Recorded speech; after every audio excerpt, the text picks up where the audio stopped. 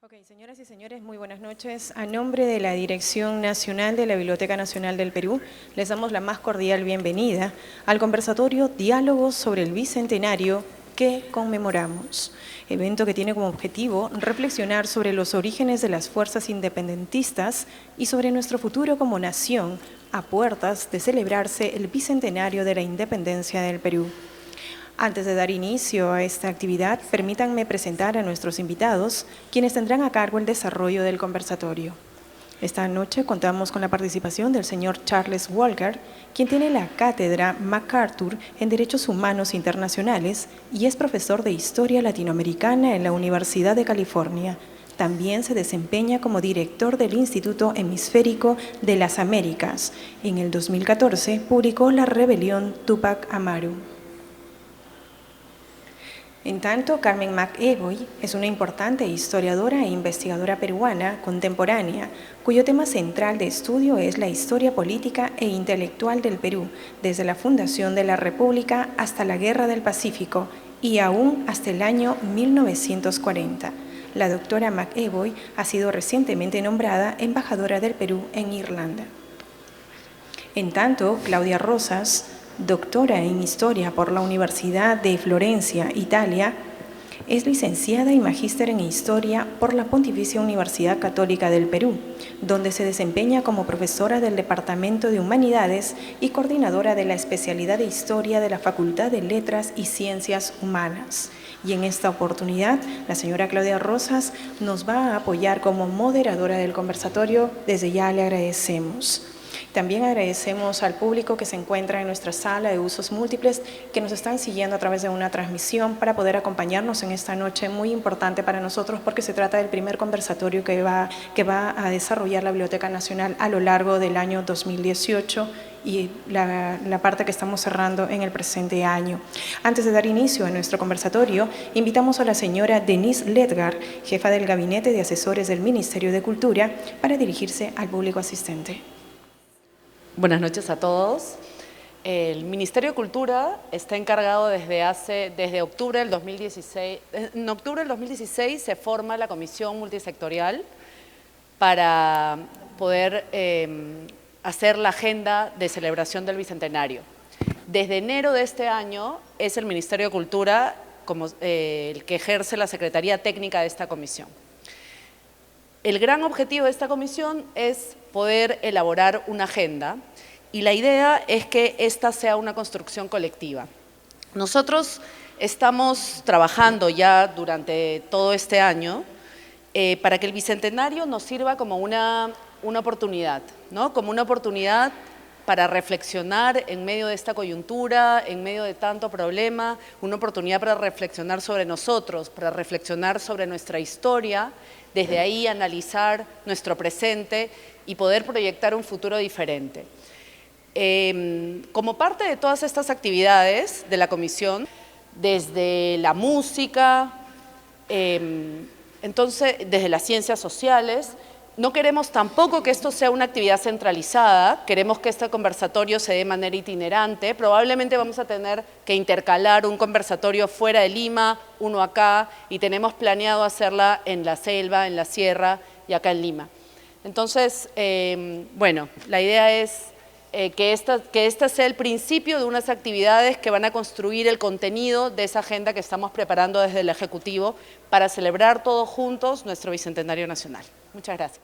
Para la Biblioteca Nacional es un orgullo poder, junto con el Ministerio de Cultura, albergar estos diálogos, estas conversaciones, cuyo objetivo final es efectivamente crear un espacio de reflexión sobre qué conmemoramos en el Bicentenario. En esta noche, Claudia Rosas, quien además efectivamente nos va a apoyar con la moderación, con la conducción del diálogo, ha establecido una suerte de cuestionario que van a responder ellos tres sobre qué conmemoramos, cuándo conmemoramos, por qué conmemoramos, a quiénes debemos conmemorar y sobre todo es para qué. Creo que en el momento actual que vive nuestro país es importante tener este espacio de debate público, de reflexión. Hoy más que nunca la cosa pública está, digamos, Creo que es necesario hablar sobre ella, dialogar, tratar de encontrar puntos de encuentro que nos permitan establecer aquellos objetivos que nos permitan mejorar como país, lograr un desarrollo que es lo que todos queremos. Y nuestra idea es efectivamente que este espacio público, por eso hemos querido hacer que este conversatorio además sea aquí en el hall de la Biblioteca Nacional, en medio de una muestra de fotografía hermosa, de belleza peruana, porque lo que estamos tratando es que la Biblioteca Nacional recupere este sentido de espacio público que queremos, con conciertos, con encuentros y sobre todo convirtiéndose en ese espacio, como decía, de reflexión, de diálogo, de pensamiento crítico sobre lo que somos como Estado, mejor nuestra comunidad y ser finalmente mejores ciudadanos, que es lo que nos llevará a ser un mejor país. Así que muchísimas gracias a ustedes, Claudia, Charles, Carmen, por estar con nosotros esta noche. Muchas gracias a todo el público que ha venido y que sabíamos había muchísima expectativa por este evento y esperamos que durante todo el 2018 podamos, junto con el Ministerio de Cultura, tanto aquí como en las diferentes regiones del país donde se desarrollarán estos diálogos, establecer esos puntos de reflexión, de pensamiento crítico que creo que son, como decía, muy necesarios en nuestro país en estos momentos. Muchísimas gracias. Buenas noches. Dinámico, de intercambio, de diálogo, y bajo esta idea propuesta por el director, nosotros vamos a seguir, ¿no?, este formato. Les explico un poco cómo hemos pensado este momento de reflexión. Hemos establecido 3 tópicos, porque como ven ahí, el conversatorio es diálogos sobre el Bicentenario que conmemoramos. Entonces, he planteado 3 preguntas clave, que en realidad son 6, para poder desarrollar la conversación. Pero hay libertad de discusión y de debate, o sea que nos podemos salir, pero un poco para orientar. La primera parte sería reflexionar sobre qué conmemoramos y cuándo conmemoramos. Es decir, cuando hablamos del proceso de independencia, es un proceso, ¿cuándo inicia? ¿Cuándo concluye? ¿Por qué generalmente hemos elegido la fecha del día de la Declaración de la Independencia que da San Martín? ¿Y por qué es 1821 el punto de fin o de inicio, ¿no? Tanto es así que eso se debatió en los congresos y se dieron leyes para definir qué día se celebraba y conmemoraba la independencia.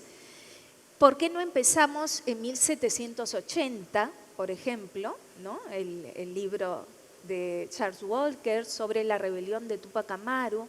¿Por qué no terminamos en 1824 con las victorias de Junín y Ayacucho, sobre todo, o 1826, en que se da la capitulación del Callao cuando José Ramón Rodil, en la fortaleza del Real Felipe, capitula, se rinde, y el último bastión realista en plena capital del Perú termina. Entonces, discutir un poco qué proceso histórico estamos conmemorando y cuándo, es decir, cuál es la periodificación, las fechas, y también entender por qué elegimos determinadas fechas y algunas fechas las dejamos de lado.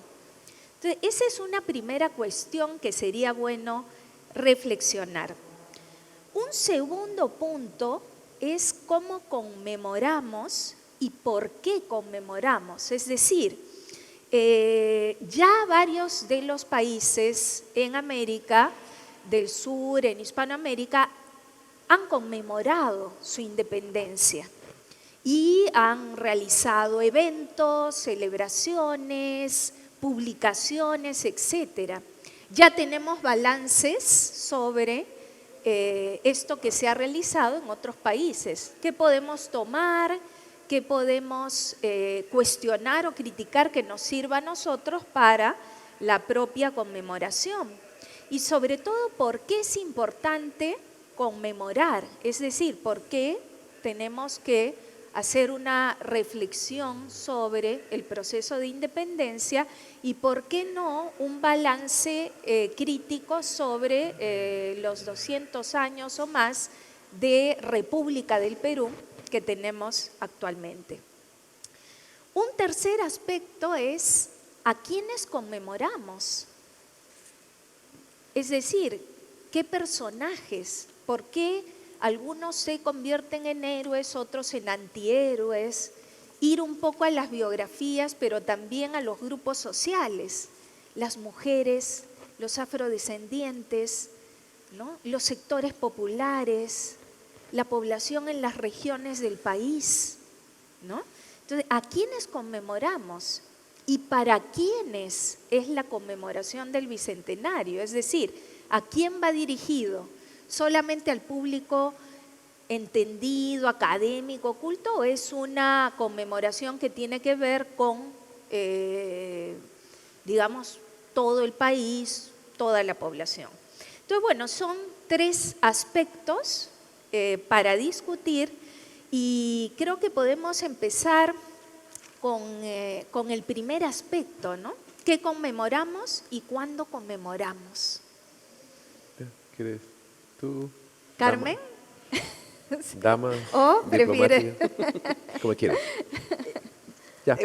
Sí, mejor. Entonces, Ya. Chuck. Y tú, breve nomás. Sí, O sea, unos 10 minutos máximo. Menos. Sí, y Menos, para menos. ir Que sea- dialogando. Yo Sí, también tengo algunas cosas que un decir. ping-pong entre tres. Perfecto. Bueno, en primer Muy lugar, bien. muchas gracias a todos ustedes, a Alejandro Neira, de la Biblioteca Nacional y su gran equipo. Yo acabo de llegar, yo y Carmen llegamos una madrugada y siempre el tráfico limeño frustra un poco, pero llegar aquí y ver los nuevos proyectos vuelve mi optimismo, que es eterno y sin acabar para Perú. Entonces, es un tema que he pensado mucho, lo venimos pensando, es una gran felicidad estar aquí acompañada de dos super historiadoras y muy amigas.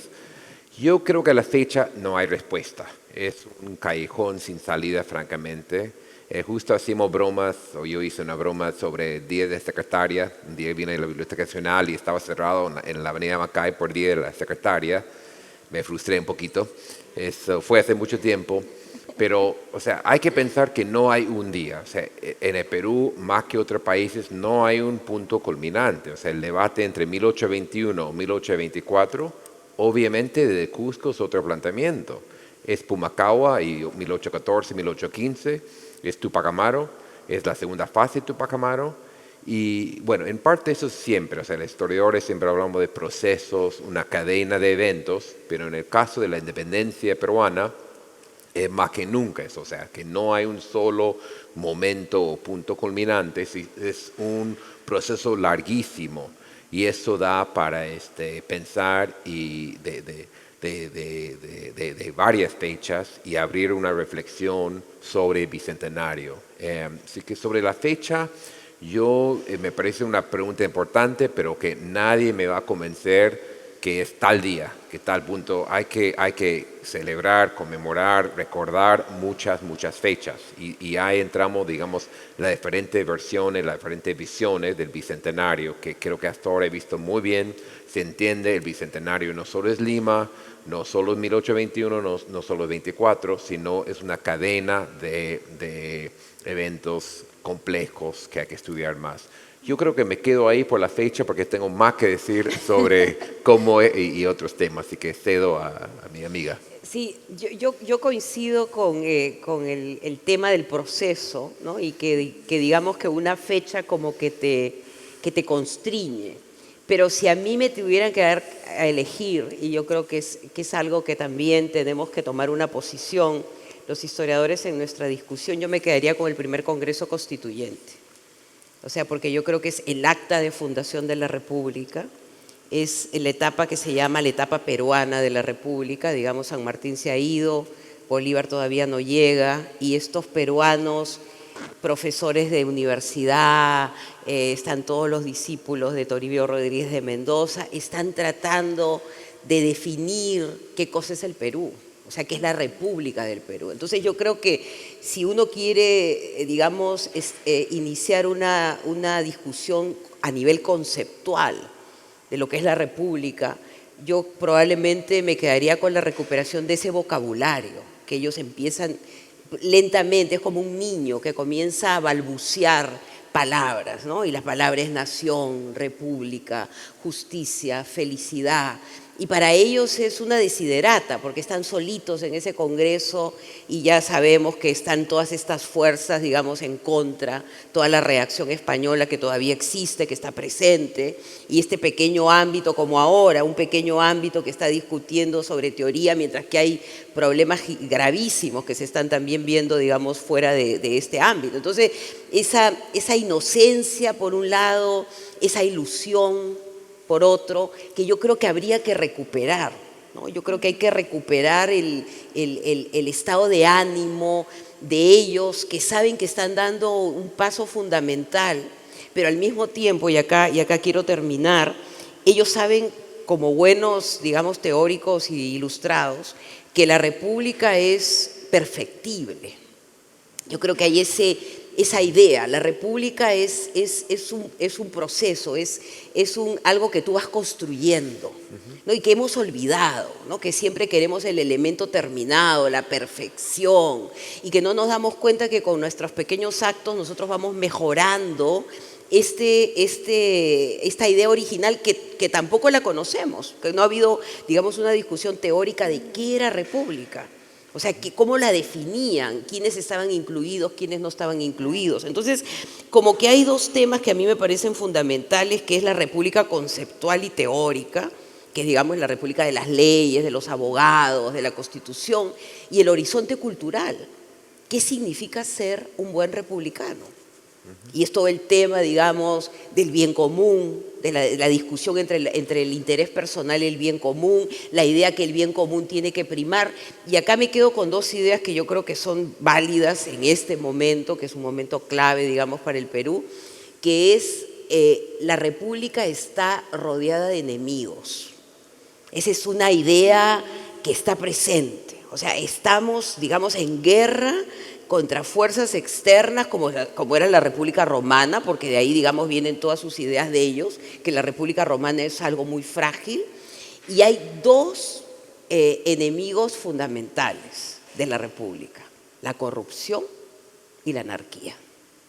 Y esas son todavía los dos enemigos que nos persiguen. O sea, la anarquía, digamos, por el tema del desorden institucional, y en la corrupción, que bueno, no más palabras al respecto, que digamos es el viejo modelo prebendario colonial del que todavía no nos podemos deshacer, ¿no? Entonces, el tema de republicanizarnos tiene que salir de la gran discusión original. O sea, habían problemas con este modelo, se quería demasiado, había que cambiar algunas estructuras que no se cambiaron, cómo se hizo con las instituciones. Y yo creo que si vamos, es como ir a un plano, o sea, de un edificio, ¿no? Este es el plano y vamos a comenzar a discutir alrededor de él. Y por eso que yo creo que la gran discusión teórica del Perú es el primer Congreso Constituyente. Sí, gracias. Bueno, ya vamos entrando en calor, creo. Yo también quería, partiendo de lo que mencionaban, decir algunas cosas, ¿no? Porque generalmente estamos de acuerdo en que no hay, claro, tenemos hitos importantes, ¿no? Como los que se han mencionado, como este que acabas de explicar, Carmen, y todos estamos de acuerdo en que no es un año específico, pero en realidad todo está orientado a que la celebración sea, como ha sido en el centenario y sesquicentenario, hacia un año específico, ¿no? Entonces, eso permite reflexionar un poco sobre el proceso mismo de independencia. Una discusión que tengo con los colegas en los congresos es poner como hito del inicio del proceso 1808. Y creo que lo hemos conversado. 1808, cuando se da la invasión napoleónica de la península ibérica, entra en crisis la monarquía, empiezan las juntas de gobierno, es un momento de inicio, nadie le quita la importancia, pero también es un punto de partida, pero también un punto de llegada. ¿Cómo podemos entender la independencia? por ejemplo, y esta conmemoración sin considerar lo que significó el impacto de la movilización indígena en el sur andino, por ejemplo, ¿no? Entonces, este elemento complementa lo que estaba mencionando Carmen, ¿no? Habría que ahí repensar si es que estamos tomando una periodificación que viene desde Europa, desde España, o también incluimos los procesos que se van produciendo en la propia región, que son procesos internos que tienen que ver con las dinámicas del sistema colonial, del virreinato peruano a fines del siglo XVIII. Y ahí también eso nos lleva a otro debate, ¿no? Que nos ha dejado un poco entrampados sobre la idea de la independencia pues concedida u obtenida, ¿no?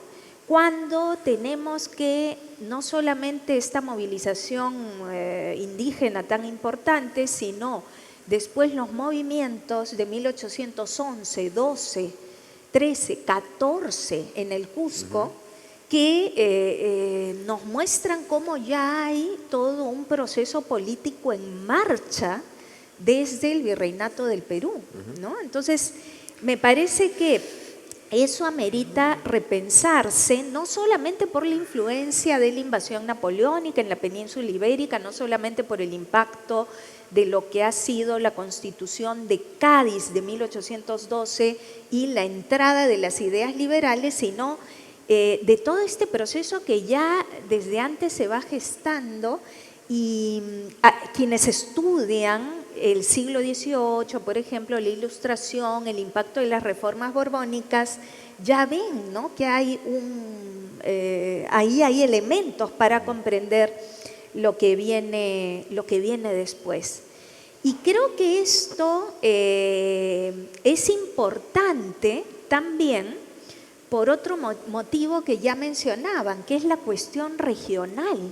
Estamos de acuerdo también en que el bicentenario no es un bicentenario que esté representado por el famoso cuadro de la Declaración de la Independencia de San Martín, ¿no?, de Delepian, ese lindo cuadro que está en el Museo de Antropología, Arqueología e Historia del Perú en Pueblo Libre, sino cómo participan las regiones, ¿no?, el Perú en este proceso. Porque cuando hablamos de las movilizaciones estamos hablando del sur andino, estamos hablando también de Tacna, ¿no?, no solamente del Cusco y del sur, estamos hablando de una serie de procesos que se van realizando. Y la pregunta también surge, ¿no? En el proceso de independencia nos olvidamos, por ejemplo, de la selva. Sí. La selva casi no aparece porque además no lo hemos investigado a profundidad. ¿Y dónde está el norte que declara primero la independencia? ¿No? ¿Dónde está el centro del país? ¿No? Esta imagen de Lima tradicional o conservadora, cuando Carmen nos decía que hay un debate político importante, intenso, con lo cual coincido, ¿no? Entonces, repensar la independencia desde lo que es el Perú, que son también las regiones del Perú, incluso las menos incorporadas a lo que es la República del Perú, como la Amazonía. Entonces, no sé, voy lanzando un poco estas... No, ahí sí vamos en un buen camino. O sea, el primer paso, creo que estamos de acuerdo, lo fundamental, el papel que tienen los historiadores es enfatizar que es la complejidad sociológica, porque todavía hay gente que quiere buscar, o sea, cree que la batalla se como en los cuadros. Los peruanos indignados, los malditos gachupines por otro lado, y todo peruano se levantó contra todos los españoles. Y era mucho, mucho más complejo que eso. En la misma batalla de Ayacucho, o sea, los españoles tenían muchos peruanos y viceversa. Y esto es complejo, o sea, es más fácil la historia patria, decir todos los peruanos se levantaron, no era así. Pero no es por ignorancia, es por represión, es por el trato con los realistas, son una serie de explicaciones que se va estudiando, ¿no? Por ejemplo, Cusco, una cosa que siempre me preguntaba, después de Tupac Amaru, ¿por qué una especie de silencio político del campesinado por décadas? Cosa que traté en un primer libro. Y en realidad porque aprendieron el costo de la represión. O sea, enfrentar a los españoles y perder tiene un costo altísimo. Y yo creo que es cuestión de ir a regiones, a ver estos diferentes momentos, pero como decías, exactamente ver zonas donde no pasaban grandes levantamientos, conspiraciones. O sea, no solo si tomaron en cuenta Tacna, Cusco, Huánuco y varios otros, sino qué pasaba en la selva. ¿Por qué no llegaba ahí? Era por la represión, la falta de ideas, que no estaban en el flujo colonial, ¿no? Yo creo que esto es, o sea, la parte sociológica, entender el principio que en ninguna parte, ni en México, ni en Estados Unidos, ni en México, ni en Chile, ni Argentina, han sido 100% los argentinos, mexicanos, lo que sean, contra los españoles. Es mucho más complicado y va cambiando con el tiempo. Y eso es lo que falta, o sea, después creo que voy a enfatizar esto, que lo que falta estudiar, y falta estudiar. Seguimos con los mismos planteamientos. Muchas veces voy a eventos sobre la independencia, volvemos al debate sobre la independencia concedida, volvemos al escándalo o la polémica alrededor de Bonilla y Spalding. Falta estudiar más, pero yo creo que sí, ver cuestión de tiempo, no solo ver batallas o esperar batallas donde eran dos lados obviamente divididas, o sea, marcadas, y ver también zonas de más bien silencio, zonas que no se ha trabajado. Estos son algunos pasos importantes. Sí, y yo lo que creo es que, y no por ser peruanos, pero yo creo que el ser el centro del poder colonial le da a esta independencia una potencia, una complejidad, una reacción en cadena, una serie de desarrollos imprevistos para los mismos actores que no son capaces ellos mismos de entender lo que está ocurriendo. Entonces aparece un Vidaurre contra Vidaurre, aparece un Ribagüero que ya no quiere, digamos, la independencia, un Torre Tagle que la declara y que después se quiere ir a España esperando un barco en el Real Felipe. O sea, esta potencia de estar totalmente roto internamente, ¿no? Y yo creo que eso es lo que contribuiría el Perú a un proceso de ruptura, ¿no? Que como corazón de imperio, eso le pasó probablemente a los turcos, probablemente le pasó a los Habsburgo. Cuando se derrumba y no hay manera de que venga una fuerza titánica a pararlo, ¿no? Entonces, entender las limitaciones de los actores. Sí. Yo creo que es algo que nos va a permitir reconciliarnos con nosotros mismos. ¿Por qué no lo hizo así? Lo debió hacer, anda pues tú y resuelve. A ver, anda y sé Torre Tagle, anda y sé Ribagüero. A ver, te lo dejo para aunque sea un par de días y te vas a volver loco, porque es lo que les pasó.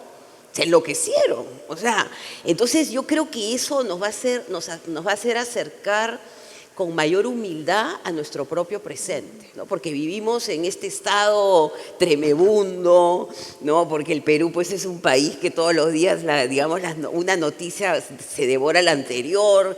Entonces vivimos en estado de shock. Sí. Entonces simplemente cuando tú dices, espérate un momentito, acuérdate cuando San Martín estaba adicto a la morfina, ahí en su hamaca, y Monteagudo compraba voluntades, hacía lo que quería, y le hicieron un mini golpe de Estado. O sea, digamos, hacemos la independencia del 21 y en el 22 nos deshicimos de todos los argentinos, ya no los aguantábamos. Sí. Y no solamente eso, le emitieron una puñalada a Monteagudo por la espalda. Dime tú eso, dime esos dramas. O sea, somos muy dramáticos, nos pasan cosas muy, pero muy dramáticas, pero justamente por salud mental nos olvidamos de los dramas. Entonces creemos que cada drama que viene es el drama. No, han habido 1 millón de dramas. O sea que hay que tener tranquilidad porque vamos navegando estos dramas, y yo creo que justamente lo que yo me gustaría que se aprendiera en este proceso es el error acierto. O sea, en qué te vuelves a equivocar y en qué cosa la aciertas. Y poco a poco vas construyendo esto, una biblioteca nacional donde estamos sentados 3 historiadores, donde hay un público. O sea, algo hemos avanzado en estos 200 años. O sea, y es lo que no quizás el drama no nos permite ver, que han habido 200 años de muchos avances, pero que hay cosas irresueltas que regresan, como regresan los fantasmas del pasado, a decirte, mira, resuelve la institucionalidad, resuelve el sistema de partidos, resuelve tu corrupción, pero no significa que no se haya gestado muchísimas cosas en el camino, ¿no? Entonces yo creo que estos 200 años, no solamente cuándo comenzó, sino cómo hemos ido avanzando como sociedad y tratando de remontar este nudo histórico, ¿no? Porque lo que dice Bolívar, el nudo de la independencia se cortará en el Perú, o sea, era un nudo gordiano. Él sabía que este era el lugar de hacer, y cuando tú cortas el nudo, pues salen las sidras por todos lados y los brujos y todo el mundo dando alaridos. Entonces, digamos, fuimos el centro y asumamos que las consecuencias probablemente fueron las peores en comparación de otros lugares, y ahí vamos a comenzar, digamos, este proceso de reconocimiento de las buenas iniciativas que se dieron en el camino. Claro. Sí, eso es importante porque creo que la nueva historiografía, y acá tenemos dignos representantes, si bien es una historiografía crítica de la historia del país y de la historia republicana, es una historiografía más positiva, ¿no? Y propositiva, es decir, no solamente ver en nuestra historia lo que no fuimos, lo que no hicimos, lo que fracasó, sino la historia, como dice Carmen, de los aciertos, de las construcciones, de lo que se logró. Entonces creo que ese equilibrio, estamos en un buen punto para en la conmemoración del Bicentenario hacer esta reflexión más profunda, ¿no? Y no hacer, ¿no?, como decía Carmen, la autoflagelación, que tampoco ayuda a avanzar, ¿no? Entonces creo que sí es importante ver los proyectos, los aciertos y no solamente aquello que fracasó, ¿no? Y tomando esto que ustedes han mencionado, quería ligar esto a un aspecto que generalmente en Independencia nosotros pensamos que estudiar la independencia es estudiar el bando patriota, ¿no? Los que finalmente ganaron, y claro, ¿no?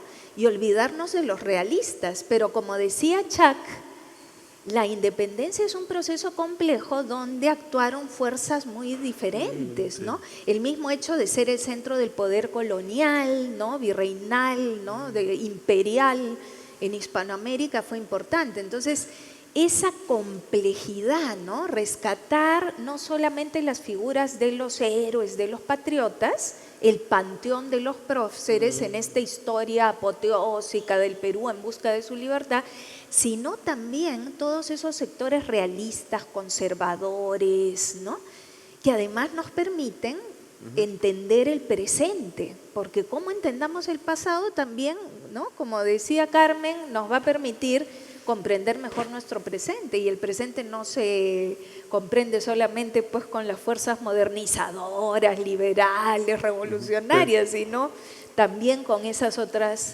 fuerzas, ¿no?, que nos jalan al pasado. Entonces, a partir de ahí quería también plantearles un poco esto, ¿no?, esta reflexión de la complejidad que implica analizar este proceso no solo independentista, sino republicano, y también cómo nos posicionamos. Yo he hablado de la parte interna, las regiones, ¿no?, pero el Perú también está en el mundo y está conectado a la escena mundial e internacional.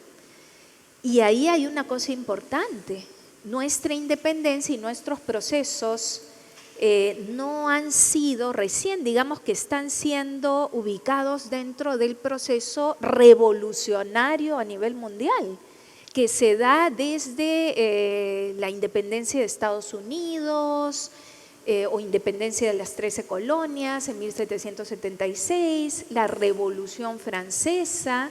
Otra revolución olvidada es la revolución haitiana, que tal vez fue la más revolucionaria de su tiempo porque fue romper con el lazo colonial y fundar una república en 1804, y una república, ¿no?, de negros y mulatos que se han liberado, ¿no? Y todo el proceso de las revoluciones liberales y burguesas de 1820, 30, 48, ¿no? Y desde el lado europeo a veces eso no se ve, ¿no? Sí. Y estos procesos están enmarcados en ese proceso mundial, ¿no? Entonces no sé cómo... Sí.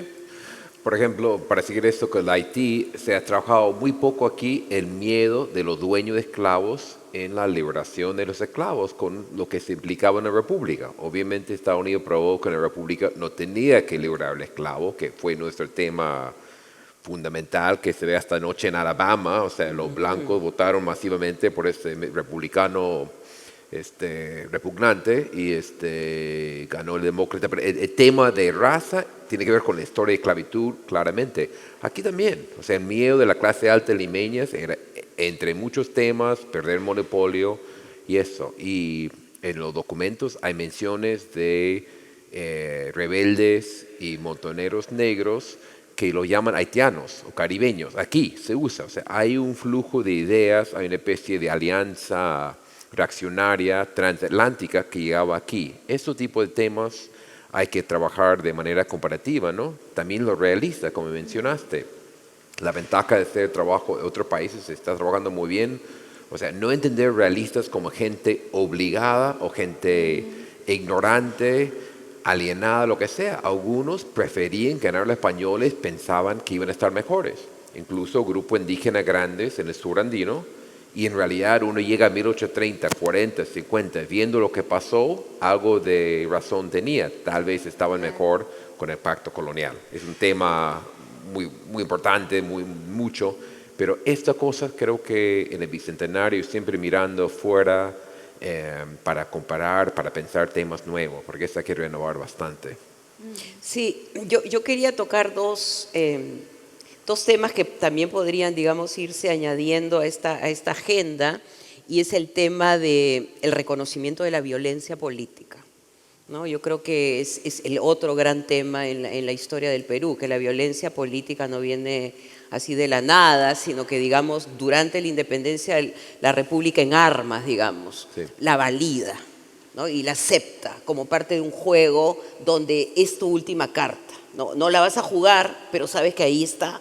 Y es posible, la revolución es posible, ¿no? Entonces, digamos que la violencia es parte también del ADN político, ¿no? Que cuando uno habla de republicanismo no solamente es este mundo de las leyes, de la felicidad, de la justicia, sino es el ajuste de cuentas y la sangre, ¿no? Y se pide sangre para que, digamos, para que la república viva, ¿no? Entonces hay un elemento oscuro también en el repertorio, que aparece y reaparece y que a veces no queremos reconocerlo como parte de la familia, digamos, ¿no? Pero existe. Y yo creo que sería interesante comenzar a explorar, ¿no? Que incluso el mismo Sánchez Carrión, ¿no? Que es un tipo tan racional y tan teórico, él dice, bueno, si es que hay que derramar la sangre por la patria, hay que sacar las armas, se hace, ¿no? Entonces yo creo que eso nos permitiría abrir toda una discusión sobre nuestra violencia, cómo la hemos vivido, cómo la hemos ejercido, cómo la hemos reprimido, cómo la hemos escondido y que convive en la política peruana, digamos, es una política simbólicamente violenta. O sea, tú estás tratando siempre de aniquilar a tu enemigo, ¿no? Y hoy día tenemos un buen ejemplo de ello, me parece. Y el segundo tema, que está relacionado con lo que mencionó Claudia, que a mí me parece fascinante, es cómo darle personería jurídica a esta nueva república. Cómo la conviertes, digamos, en una nación en el concierto de naciones. Es un tema que va, digamos, de la mano a la diplomacia, la primera delegación que manda UNANUE a Londres, los papeles que le da, los certificados, los sellos. El Perú existe en el mundo. El Perú tiene representación en el mundo. Entonces, este escudo nacional, que a mí me parece que es interesantísimo, es tu proyección en lo que tú tienes, tu oro, tu alpaca, ¿no? Este árbol que va a curar las enfermedades mundiales. Entonces, digamos, ¿cómo van imaginando el poder del Perú? Empoderar, ahora es una palabra que se usa mucho. ¿Cómo empoderamos al Perú? No solamente hacia adentro, sino hacia afuera. Y cómo nuestra violencia política lo bloquea. O sea, están, digamos, los grandes estrategas de la diplomacia, por un lado, un poco abandonados a su suerte, porque el mundo, digamos, de la política la están digamos, dirigiendo los caudillos, ¿no? Entonces, este choque permanente, ¿no? entre un presentar al Perú ante el mundo de la mejor manera posible y lo que está cocinándose dentro de la propia república que lo está negando, ¿no? Entonces, yo creo que son elementos. A mí el tema de la personería jurídica internacional me parece, o sea, los papeles que hay que llevar, los sellos, ahora que estoy yo participando del proceso, los sellos, los colores, esto tú llegas con tus papeles, te reciben, de ahí Entonces, hay todo un tema simbólico en el imaginario que yo creo que es otro elemento que nos serviría mucho para las escuelas, para que los niños del Perú entiendan cómo se construye el Perú. O sea, no solamente, y otro tema fascinante es el tema de las fronteras. O sea, cómo la frontera se va definiendo en la guerra, pero también vas acotando lo que tú puedes controlar como país, ¿no? México tuvo un territorio fabuloso y pierde la mitad del territorio porque no lo puede controlar, porque los ferrocarriles conectan Texas con DC, con Washington, y no conectan con el centro de México. Entonces, todo ese tema de definición de tu cuerpo, nación, ¿no? De tu cuerpo político y geográfico, yo creo que da para mucho y nos enseñaría, por ejemplo, a incorporar esa selva, a incorporar todos estos territorios que los tenemos ahí, que todavía no son parte de nuestro imaginario nacional. Sí, sí. Sí, muy breve para seguir con esto, porque lo que escucho de Carmen es que hay mucho eco independencia hoy en día, ¿no? O sea, falta estudiar la creación del Estado. Hoy día es la burocracia, entender el Estado peruano es bien. No hay una antropología del Estado, ¿no? La burocracia tiene su propio significado. Igual esos años, cómo se creó la Corte, el papel sellado. Todos hemos estado trabajando con papel que dice España y se tachaba y se ponía República Peruana. A mí me encanta eso. Otro tema que, bueno, yo he trabajado y hemos escrito, y Carmen y Claudia están de acuerdo, es nuestra generación, digamos, nadie hacía historia militar.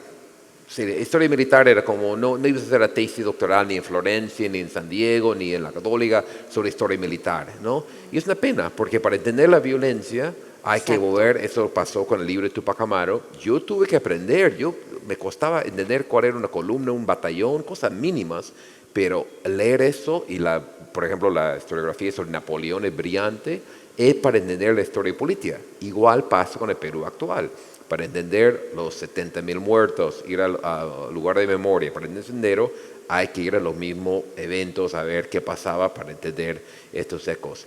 Igual diría lo del espacio, o sea, la creación de frontera.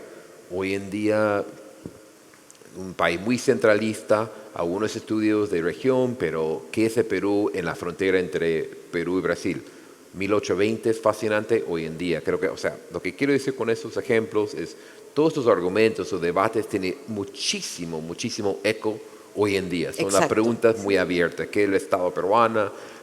¿Por qué cómo se vive la violencia? ¿Cuál es su impacto? ¿Y qué espacio, cuáles espacios forman el Perú? Sí, y creo que ya entramos, porque son temas interrelacionados, a cómo conmemoramos, porque estamos hablando de temas que falta investigar, tratar, trabajar. Y una manera que tenemos los historiadores, investigadores de celebrar o conmemorar es justamente no repitiendo, como decía Chuck, lo que ya se sabe, ¿no? Que a veces ocurre eso, se repite y a veces se repiten errores también, sino investigando temas nuevos, problemáticas nuevas, donde el presente también nos convoca a preguntarnos sobre estos asuntos, sobre estos aspectos, ¿no? Y justamente, como decían, sobre la nueva historia militar y la historia de la guerra, ¿no? Que están investigando. Es sumamente importante, pero no desde la mirada de las batallas, de los militares, generales victoriosos, sino desde el lado, pues, de las tácticas, estrategias, la composición de los ejércitos, ¿no? Es decir, entrar ya incluso a las mentalidades, ¿no? Que es todo un terreno. Yendo en esta línea, entonces, no sé qué otros temas y aspectos de investigación o campos ven dentro de este cómo conmemorar y qué otras iniciativas se pueden hacer, ¿no? Por ejemplo, algunas que han surgido es colgar en línea la colección documental de la independencia del Perú, por ejemplo, que es una fuente invalorable para trabajar estos temas, pero aparte de eso, no sé, un poco plantearlo en términos abiertos sobre temas, debates, cuestiones y por qué son importantes, ¿no? Sí, algo que quisiera añadir a lo que decía Chuck, yo creo que la independencia nos podría servir de pretexto para empezar a pensar la construcción del Estado, ¿no? El tema de cómo se construye el Estado en el Perú, ¿no? Ahora que estamos, digamos, en el tema del Tribunal Constitucional, que nos estamos enterando cómo funciona, la Fiscalía de la Nación, los fiscales, los procuradores, los estamos viendo como actores políticos. Y probablemente sería un buen ejercicio intelectual ver cómo se va originando todas estas instituciones, ¿no? La Fiscalía, la Procuraduría, por ejemplo, en el caso de Sánchez Carrión, que es un personaje que para mí es como multifacético, ¿no? Porque es un teórico de la independencia, es, digamos, un padre fundador, pero cuando él va en campaña, haciéndole la campaña a Bolívar, crea la Corte Suprema de Trujillo. O sea, crea la universidad, o sea, va creando prefecturas, subprefecturas, o sea, el tema de la estatidad, que yo creo que es algo que si empezamos a recuperar a nivel de memoria vamos a aprender a respetar. O sea, un país tiene que respetar a su Estado. Y el Estado puede tener problemas que se puede ir, digamos, mejorando en las áreas, pero el Estado no se petardea. Uno no pone una carga de dinamita debajo del Estado para construir uno mejor. Eso no funciona, nunca funcionó. Entonces yo creo que entender eso, que el Estado se va haciendo por partes, por parches, como dice Mayer, nos va a ayudar a respetar, digamos, los trabajos anteriores. ¿Qué dices? Pero se creó la Corte Suprema en 1823, hay que respetar digamos, la primer grupo diplomático se va en el 22 para Londres, mira tú cuántos años. Entonces, el tema ese, y otro tema que está muy relacionado con lo que estamos viviendo, es que en el Perú la guerra escala, la escalada de la guerra. Y yo creo que los años de 1834, 1844 es quién da más. Yo te traigo a los chilenos, bueno, pues yo te traigo a los bolivianos, y ponen la carta, y al final explota el Perú. Entonces la escalada de la guerra, cruzar esos límites, como por ejemplo fusilar a los generales, que es lo que ocurre, que viene Santa Cruz, fusila a Salaverry, eso no se hace. Hay actos simbólicos que tú no puedes hacer. Porque al cruzar la línea, digamos, la guerra se vuelve masiva, ¿no? Es una guerra total, ¿no? Entonces yo creo que aprender cuáles fueron las consecuencias de las escaladas que estamos viendo ahora. O sea, yo te meto a uno, yo te saco al otro, yo te allano, ahora yo te meto preso a este. Entonces eso va creando, digamos, un enconamiento que ya no se puede resolver. Llega un momento en que ya Salaverry y Santa Cruz ya son enemigos a muerte, ya se crearon los bandos y ya hay que matar a Santa Cruz porque mató a Salaverry. Entonces, yo creo que entender que el escalamiento siempre te lleva al abismo, yo creo que te ayuda a controlar tu violencia y a sentarte a hablar, a dialogar, porque al final el fin supremo es preservar al Perú, es preservar al Estado y preservar a las instituciones, y que podamos estar acá todos sentados conversando, digamos, armónicamente sobre la independencia en el Perú. Y algo más para terminar. O sea, yo creo que este ejercicio de memoria es vital en un momento en que se ha perdido la memoria en el mundo. O sea, la historia ya no tiene valor, es el tweet, es ahora. Mañana, ¿qué será? Los chicos ya no tienen, yo soy profesora, ya no ven la secuencia histórica que nosotros veíamos, los griegos, después vinieron los romanos, después vino la Edad Media, después vino Carlomagno, la transición de la Edad Media al capitalismo. O sea, ya no tienen esa secuencia en la cabeza. Y al no tener la secuencia, los romanos, los griegos, todo es lo mismo. todo es lo mismo y no hay manera de entender los procesos. Entonces, si recuperamos nuestra independencia como un proceso y lo volvemos a plantear, digamos, no en una secuencia ordenada, porque no va a ser ordenada, pero una cosa va siguiendo a la otra, van a comenzar a pensar históricamente. Y al pensar históricamente te tranquilizas. O sea, el conocimiento de la historia te da una tranquilidad porque no eres nada. En 5.000 años de historia eres nada.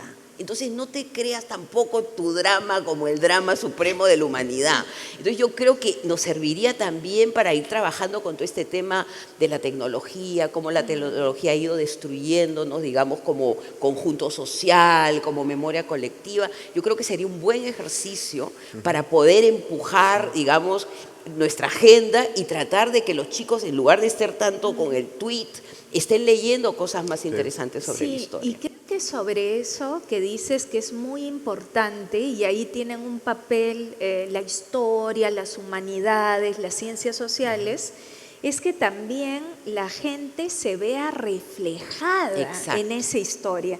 Es decir, que no sea esa historia pues de héroes magnánimos, heroicos, nunca tuvieron ni el mínimo temor, ¿no? Inalcanzables. Y es una secuencia alejada del estudiante, de la gente común y corriente, es decir, donde no te ves reflejado. Y uno de los puntos justo que quería proponer es eso, el reto de construir una historia, una memoria, donde se vean reflejadas las mujeres, los afrodescendientes, ¿no? Las personas de la selva, del norte, del centro, del sur. El militar también, el político, es decir, los sectores populares, la gente que siente una historia, digamos, cercana, no contar una historia alejada de las personas, ¿no? Entonces creo que ahí, en ese sentido, creo que nos falta mucha investigación todavía. Sí. Porque, por ejemplo, ¿qué se enseña en el colegio sobre historia de las mujeres, ¿no? Ahora que tanto se debate el enfoque de género. ¿Qué mujeres aparecen? Aparece Santa Rosa de Lima como modelo de santa, la Perricholi como amante del virrey, Flora Tristán la viajera, la Mariscala que es el modelo de mujer macho, pero de ahí la mujer común y corriente, la mujer de a pie, por ejemplo, ¿dónde está en ese relato? Y no se trata de repetir lo que ya sabemos sobre las heroínas, Micaela Bastidas, sino de rescatar cómo han participado en el proceso histórico, y así como las mujeres también los sectores populares, ¿no? Entonces creo que ahí hay mucho que trabajar y creo que eso debería estar dentro de una agenda, ¿no? Del Bicentenario, y que también permita una mayor difusión de estos temas. Es decir, que estos temas que nosotros comentamos no solo en los eventos académicos, sino cuando nos reunimos a conversar como amigos, ¿no?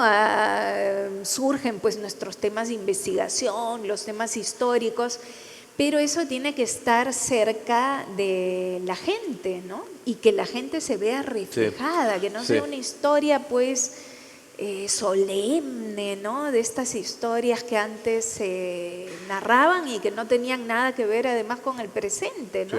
Sí, son varios puntos. Yo consulté con amigos argentinos y mexicanos sobre su bicentenario.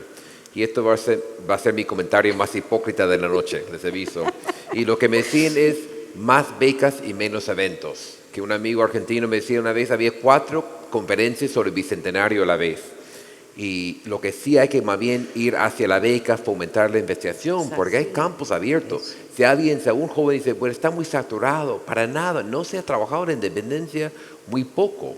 Y digo hipócrita porque yo seguro voy a estar en varios eventos en los próximos años, así que reconozco mi hipocresía.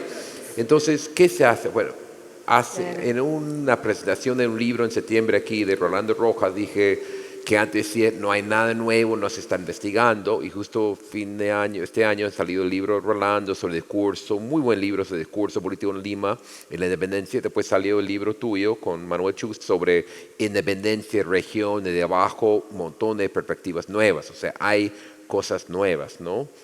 que me alegra mucho, pero hay mucho que trabajar y hemos tocado regiones, fronteras, educación, por ejemplo, que tiene que ver, o sea, mucho, uno lee los textos anteriores, que tiene que ver los colegios, los pueblos que no tienen colegio, tiene que ver con sus actividades políticas o no, ¿no? Son un montón de temas. El papel de la mujer, a mí me alegra mucho, yo en mi libro de Tupac Amaru, mi frustración, una de mis frustraciones mayores, no hay nada sobre las rabonas, son las mujeres que hacían todo. Llevaban la arma, hacían el campamento, buscaban leña, cocinaban, limpiaban. No es una tarea menor. Cualquier que sabe algo de historia militar o de la vida militar diría es fundamental. No salen, no hay su nombre, hay una inscripción. Ya tengo una alumna en Cusco haciendo una tesis que ha encontrado papeles. O sea, hay mucho, también podemos mover a lo global. Pero a la vez es un buen momento para un diálogo sobre difusión de ideas, porque Perú tiene una cosa rarísima, tiene muy buenos historiadores, y eso no digo porque estoy aquí con dos amigas, sino pero tiene pésimas redes de comunicación. Es mi opinión, obviamente, no tiene que estar de acuerdo, pero no hay, las revistas no hay buena comunicación, no hay reseñas que juntan, como hay muchos mundillos o mundo de historia. Creo que es un buen momento para juntar, pensar, dialogar entre diferentes facultades y entre los no profesionales y otro tipo de historia. Hay varias formas de escribir historia. Yo, por ejemplo, en Argentina estuve hace poco, me sorprendió grandes libros que se dejan leer, pero no es historia light, es historia profunda, bien hecha, con nuevas perspectivas, sobre todos los grandes momentos y los héroes y los antihéroes de la independencia. Libro de difusión, 150 páginas, baratos, más o menos, relativamente baratos, y escrito para un público mayor. Esto es un reto aquí masivo. Hay algunos ejemplos por ahí, pero es un reto mayor, y esto, el Bicentenario, provoca no solo obras, pero sino un diálogo sobre todo eso es fundamental y sería bien importante. Sí, yo creo justamente iba a tocar este tema, ¿no? La agenda.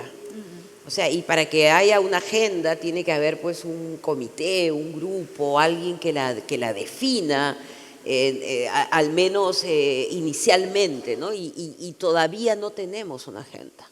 Todavía yo he participado en diferentes comités, pero todo es como muy disperso, que es básicamente el reflejo de esta sociedad nuestra en lucha permanente consigo misma. O sea, que no logra, digamos, un pacto, una tregua, ¿no? Vamos a hacer una tregua, yo la propongo, la tregua bicentenaria, ¿no? Digamos, dejémonos de pelear, aunque sea por un par de años, y preparemos nuestra celebración estableciendo una agenda de investigación. O sea, que más que eventos, lo que debería es proponerse una agenda de investigación. Y por ejemplo, un tema que a mí, al menos a mí como historiadora, siempre me ha conmovido es la publicación de fuentes primarias.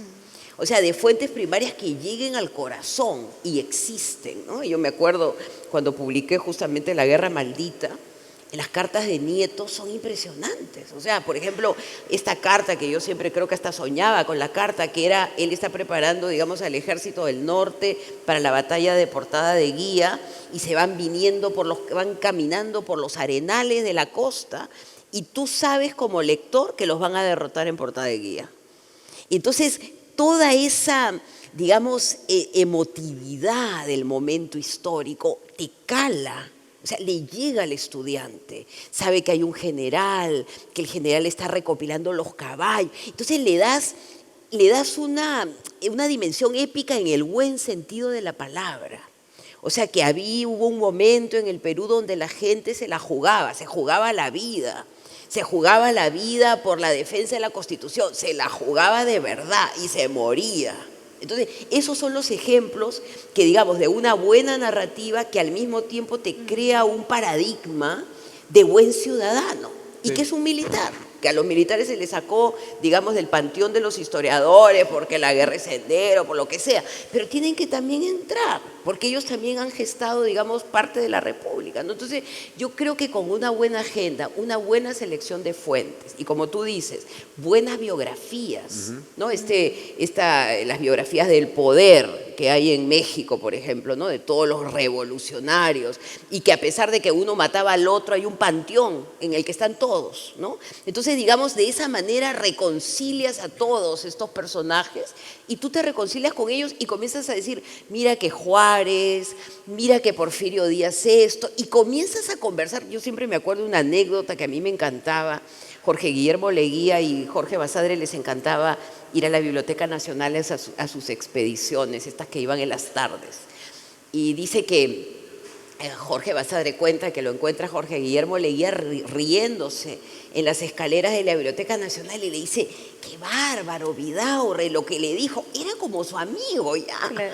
O sea que él salía de la Biblioteca Nacional y había tenido esta conversación con este personaje de hace 100 años y se reía de lo que decía. Eso es lo que hay que inculcar. Y yo lo siento como historiador y probablemente ustedes, que llega un momento en que te identificas, el nieto, la esposa, y entonces es que ya es parte de tu familia y es tu familia. Ellos son nuestra familia. Y digamos, no hemos logrado establecer esos vínculos emotivos con ellos. Los puedes querer, uno te simpatiza como un tío tonto que no te gusta, el otro es un loco, pero es tu familia. Y yo creo que esa familiaridad con nuestros personajes no existe en el Perú. O sea, tienes Leguía, los que lo odian, los que lo quieren, pero no tienes toda esta secuencia que se ve en otras sociedades, ¿no? Entonces yo creo que apuntar a ese cariño, digamos, hay que hablar en términos también emocionales, o sea, hay que tener un cariño por nuestra historia. Y tú tienes cariño por lo que conoces y por lo que quieres, porque si no sabes quién fue este nieto, ¿qué cariño le puedes tener? Entonces, difundir para crear estos vínculos afectivos, yo creo que es debería ser parte de la agenda. Sí, y además que son personajes de novela. Ah, pues no, un Castilla, olvídate. Un Nieto, el mismo Santa Cruz, Sucre. Es decir, y no solo peruanos, sino todos estos líderes, caudillos, personajes, ¿no? Y hay toda una locura por el poder. Entonces, bueno, los locos, estos locos, Castilla, Gamarra, en Tibiliche, medio muerto, haciendo una revolución contra Prado, al que él ha protegido, en manos de quien se muere, de Tomás Gutiérrez, que después lo ahorcan. O sea, es toda una saga. Sí. Que si se contara bien, te crearía pues unos vínculos, digamos, incluso de entender qué frágil es la historia política del Perú, ¿no?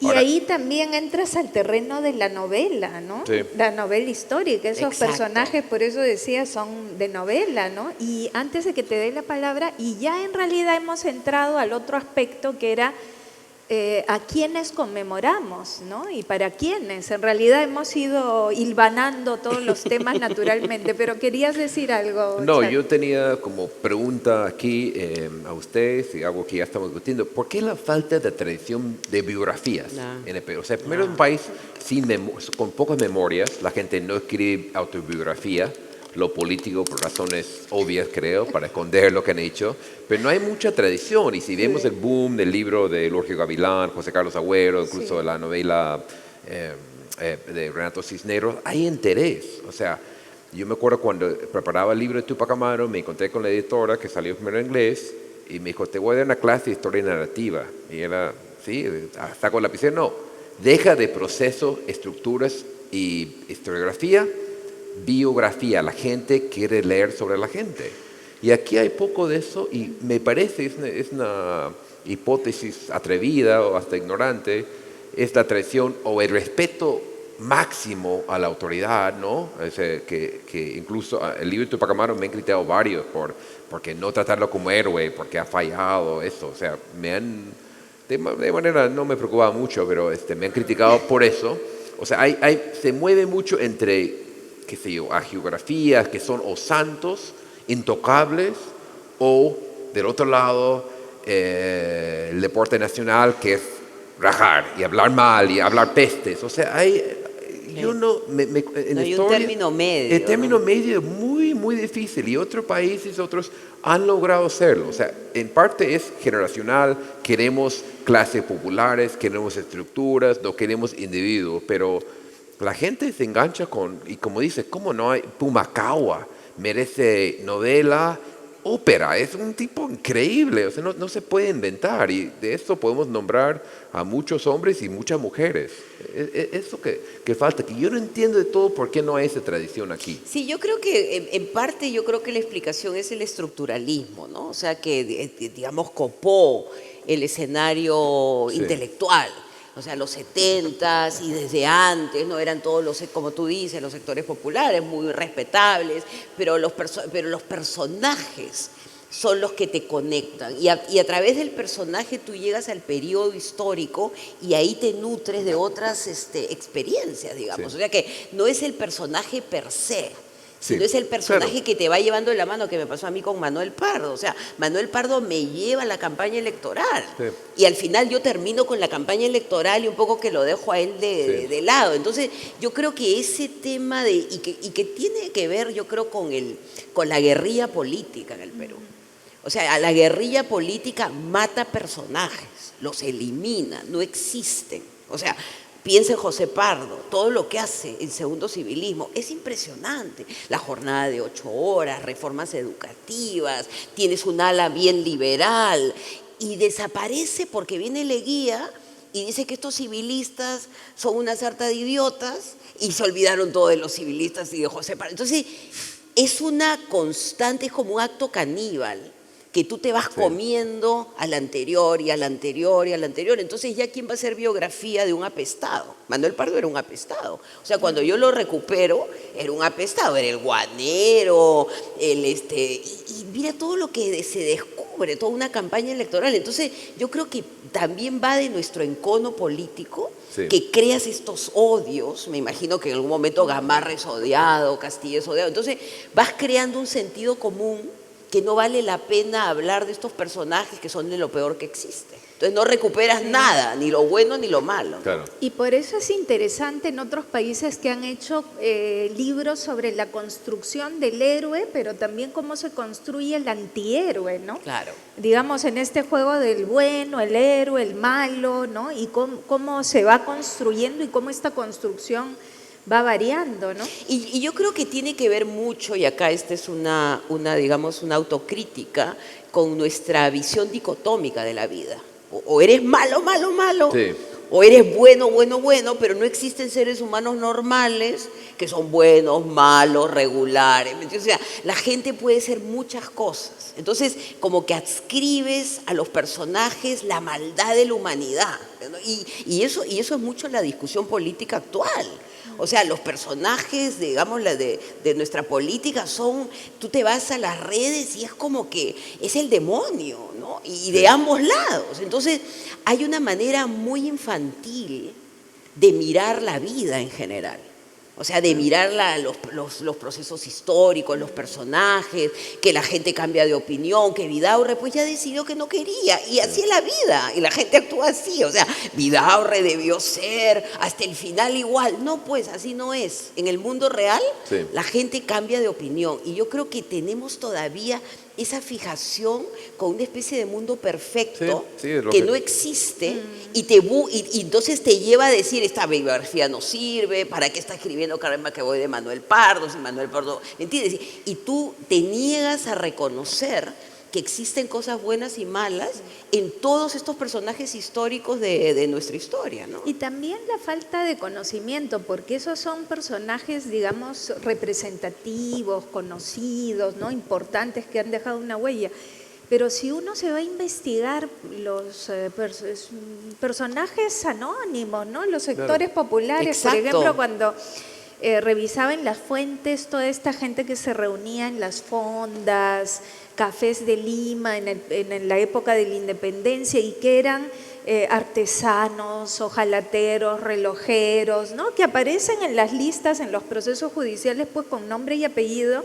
Es fascinante porque están participando, están apostando, están brindando, están comentando los periódicos y cómo van generando ahí una opinión, ¿no? Y también ahí se dice muchas veces, no hay fuentes suficientes. No, claro, hay la dificultad de encontrar estas fuentes porque escuchas hablar a estos actores a través de los procesos judiciales, la pesquisa policial, pero están ahí, hablan, participan y es importante tomar en cuenta esa participación, esa gesta en la historia. Al igual que cuando se piensa en los sectores populares realistas o los indios realistas, sí, en realidad, bueno, tenían opción a tener diversas posiciones políticas. ¿Por qué vamos a tacharlos de retrógrados, arcaicos? Exacto. Cuando ellos podían ser, el hecho de que sea población indígena o sectores populares no quería decir que fueran necesariamente patriotas o liberales o libertarios, ¿no?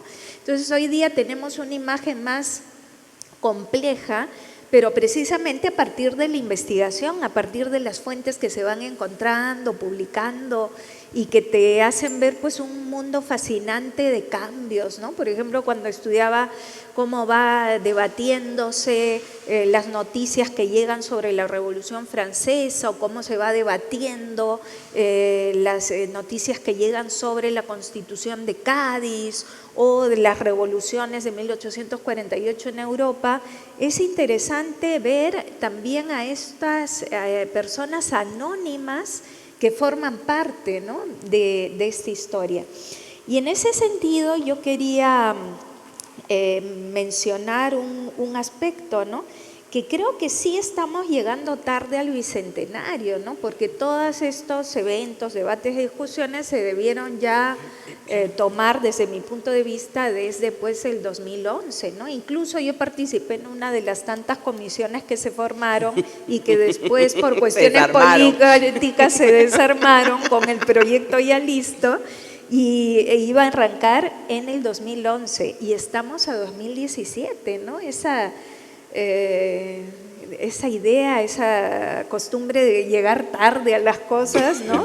Digamos, claro, porque eso te da la imagen de proceso, de una reflexión sostenida por un periodo largo, porque no se trata solamente de reflexionar sobre el proceso mismo de la independencia, sino sobre el balance de esta república, ¿no?, de esta experiencia republicana de 200 años. Y una cosa muy importante que a veces se olvida y les digo siempre a mis alumnos es que recuerden que las repúblicas se instauraron y consolidaron primero con todos sus problemas y violencia y guerras. Fue en esta parte, no en Europa, mientras en Europa estaban todavía batallando contra los vestigios de la monarquía, de todo el sistema monárquico, acá se establecieron primero. Entonces, también la originalidad, digamos, de la experiencia peruana, latinoamericana, es algo que no podemos perder de vista, ¿no?, que es una cosa interesante. Y ya creo que vamos por la hora o podemos seguir, no sé, acá el director, bueno. Quería decir algo. Y no sé si luego puede haber intervenciones del público. Sí, ¿sí? Perfecto, mejor. Ya. Bueno, y entonces solamente quería mencionar antes de darte la palabra, por eso me parece importante relacionar estos elementos, lo que es la historia, la historiografía, es decir, la que escriben los historiadores, la memoria, que es un proceso complejo porque cuando uno recuerda cosas, se olvida de otras, o recuerda negativamente algunas cosas y positivamente otras, ¿no? Y entonces esta relación entre memoria, historia, historiografía y conmemoración también me parece importante de tenerla presente, porque a veces se confunden, ¿no? Sí. Pues, ¿querías comentar algo? No, yo creo que pasamos, ¿qué son preguntas, comentarios? Sí, hay varias preguntas. Yo creo que pasamos a, porque son varios, sí. Ya, pero acá necesitamos los lentes. De lente, ya. Bueno, esta la voy viendo. Para Charles y Carmen, considerando que las armas eran el medio principal de la independencia, había un medio eficaz, el conocimiento, el saber. Dicho esto, ¿qué papel jugó la Biblioteca Nacional del Perú en 200 años de historia republicana? Porque siempre queda de lado. Sí, ¿Ha quedado al lado? ¿Por qué siempre queda de lado? O sea, el papel de la biblioteca. Esa es una pregunta. Podemos ir uniendo varias de estas preguntas. Esta es para los 3 ponentes.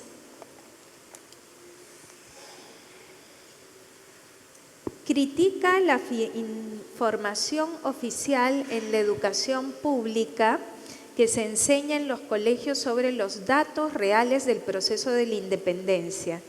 Estoy interpretando, es decir, si tenemos ¿qué posición tenemos frente a la información oficial que se da en la educación pública sobre el proceso de independencia? O sea, en los colegios, a Carmen, ¿en qué medida la prensa desde 1812 influye en el debate de ideas en el proceso de independencia?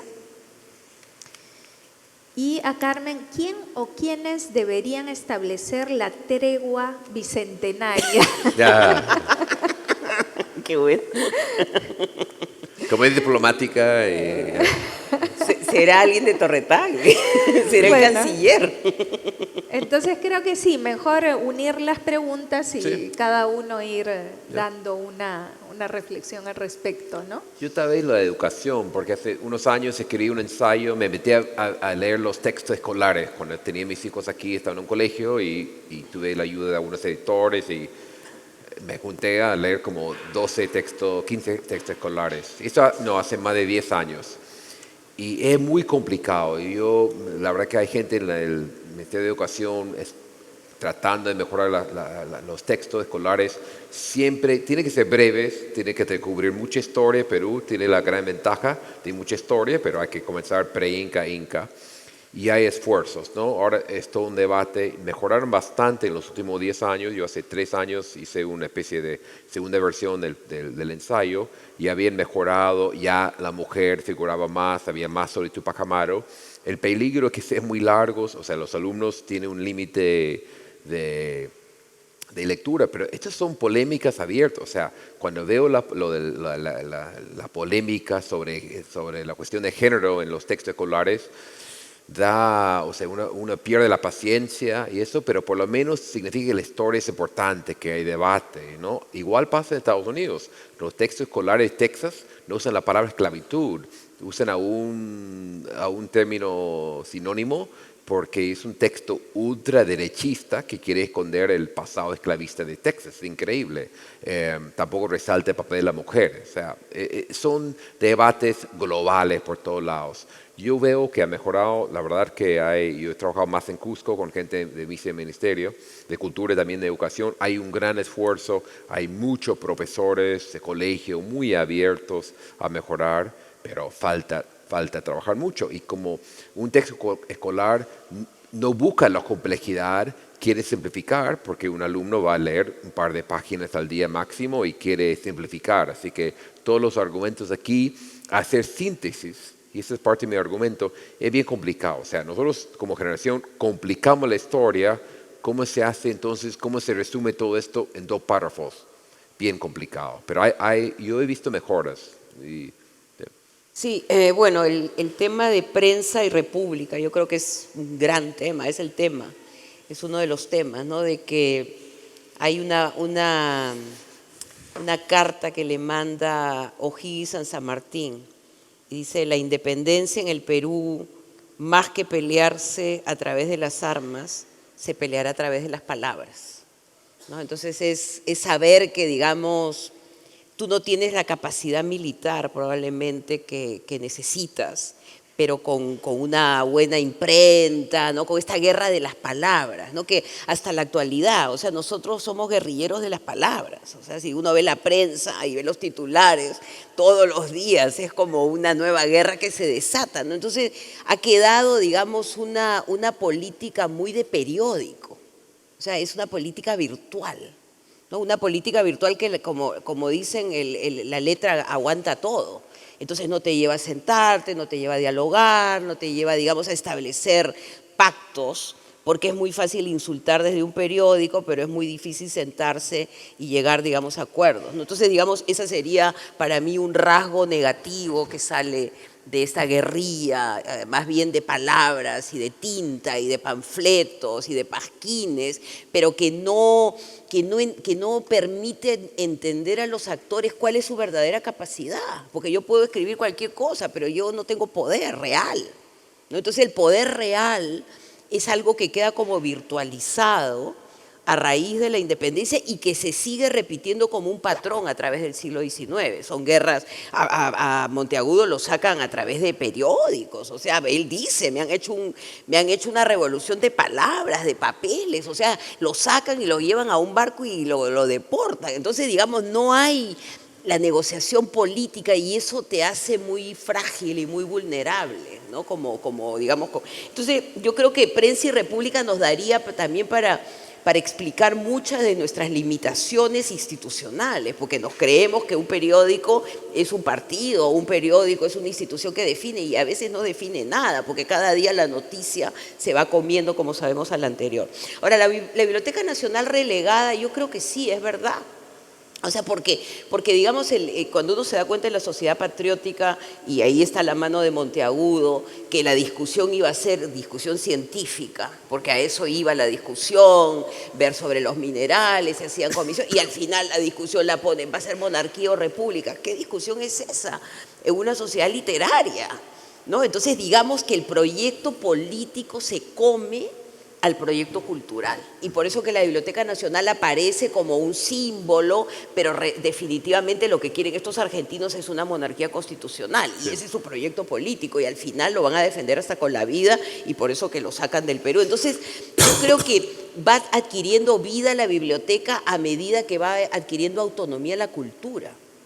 Pero por mucho tiempo es parte, digamos, del juego político y no tiene mayor importancia, no tiene ni fondos, no tiene nada. Es con los libros de San Martín, me parece, algunos que él presta para hacer. Ahora, lo de los textos escolares me lleva a una reflexión que me gustaría compartir con ustedes y que hace tiempo que la vengo pensando. Y yo creo que la independencia nos podría servir también para reflexionar sobre esta permanente celebración de la vida que hay en el Perú. O sea, que digamos la vida se abre paso en el Perú. Y cuando uno se pone a pensar los años de Sendero, la reconstrucción después de la Guerra del Pacífico, las guerras civiles del siglo XIX, por favor, cada 5 años una guerra, muertos y muertos, y la vida se abre paso. Y entonces permitiría también entender que hay una energía, que hay una fuerza vital que pasa más allá de los partidos políticos y de las comisiones y de la gente que quiere protagonizar y que es el peruano de a pie, lo que tú dices. O sea, que no tiene un nombre, que es anónimo, que va a trabajar, que paga sus impuestos y que sigue viviendo a pesar de todo esto. O sea, y yo creo que te podría mostrar, digamos, ese camino difícil, pero que al mismo tiempo tenemos de dónde agarrarnos, probablemente esta cultura milenaria, 5.000 años, 10.000 años, que nos da esa energía para resistir. Y a mí algo que me parece fascinante, que yo lo recuperaría, digamos, en la discusión sobre la independencia, es que se plantearon 2 himnos.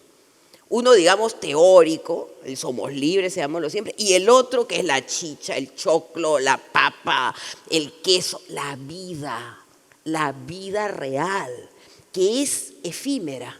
O sea que tampoco le puedes exigir a esa vida mucha memoria, que te haga un tratado filosófico, ¿no? Y que es real también, y a esa también hay que celebrarla. Entonces, digamos, ese contrapunto entre un Perú, digamos, teórico, intelectual, que se lo quiere devorar todo, y el otro que también se quiere olvidar, y tiene derecho. Y no quiere recordar, pues no quiere recordar los años de la guerra, no quiere, le duele. Entonces reconocer que el olvido es también parte de nuestra terapia y de nuestra manera de enfrentar tanto dolor, ¿no? Entonces hay que recordar, que recuerden, tienen que recordar, como si fuera una obligación. Mira, yo como historiadora lo que te estoy diciendo, y que hay un derecho a olvidar, y ese derecho hay que respetarlo, ¿no? Entonces, en esta celebración de lo cotidiano existe una conexión con lo vital que no pasa por la reflexión racional de nada. Y eso hay que celebrarlo en la independencia también. Que cómo se preparó la causa limeña, que era la causa de la independencia. Y eso probablemente estarán pues los chefs haciendo su causa con la bandera, lo que sea. espacio hay que también recuperarlo y tiene que dialogar con este otro espacio en términos de igualdad. ¿No? Porque a veces uno como que quiere dar siempre lecciones, ¿no? Tú recuerda, tú haz, tú eso. Y yo creo que también tenemos un poco que bajar al llano y pensar en esos términos. Yo creo que la gente que sale de la guerra del 34 al 44 no se quiere acordar de Portada de Guía, punto. Porque perdieron, porque llegaron los chilenos, porque los humillaron. Después vendrá el ejercicio de memoria. Piensa que no hay una historia de esos momentos amargos. Entonces hay también una especie de terapia del olvido que habría también que reconocer como parte de un legado que queremos explorar, ¿no? Sí, y lo que tú decías es importante, ¿no? Celebrar la vida, porque en esta agenda del Bicentenario no solo puede haber pues la parte política, militar, que es fascinante, interesante, sino también la música, la comida, ¿no?